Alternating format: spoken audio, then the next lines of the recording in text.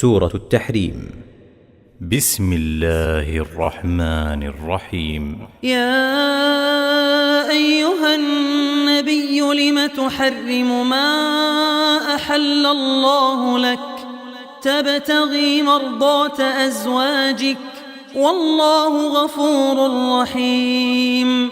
قد فرض الله لكم تحلة أيمانكم والله مولاكم وهو العليم الحكيم. وإذ أسر النبي إلى بعض أزواجه حديثا فلما نبأت به وأظهره الله عليه عرف بعضه وأعرض عن بعض، فلما نبأها به قالت من أنبأك هذا؟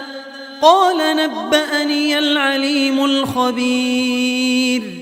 إن تتوبا إلى الله فقد صغت قلوبكما وإن تظاهرا عليه فإن الله هو مولاه وجبريل وصالح المؤمنين والملائكة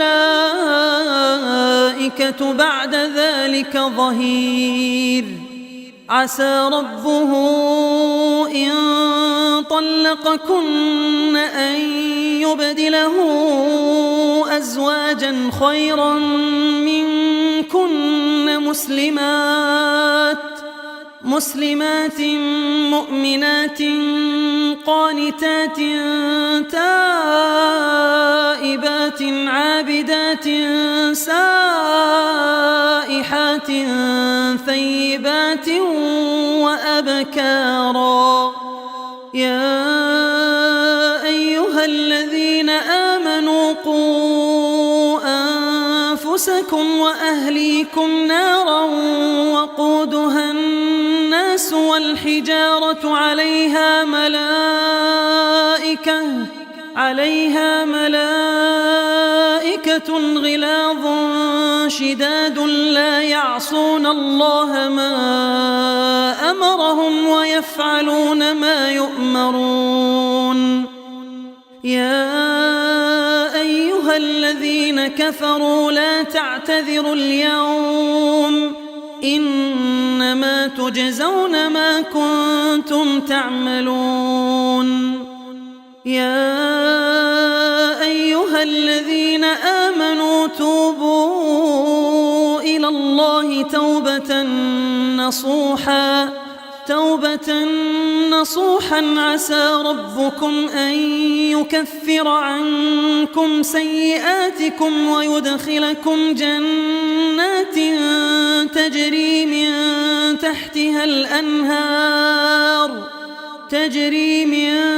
تحتها الأنهار يوم لا يخزي الله النبي والذين آمنوا معه نورهم يسعى بين أيديهم وبأيمانهم يقولون ربنا أتمم لنا نورنا واغفر لنا إنك على كل شيء قدير.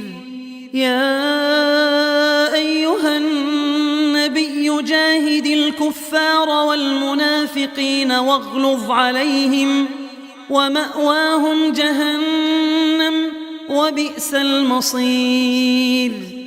ضرب الله مثلا للذين كفروا امرأة نوح وامرأة لوط كانتا تحت عبدين من عبادنا صالحين فخانتاهما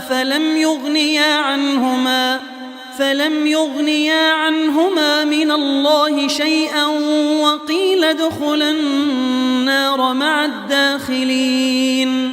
وضرب الله مثلا للذين آمنوا امرأة فرعون إذ قالت رب ابن لي عندك بيتا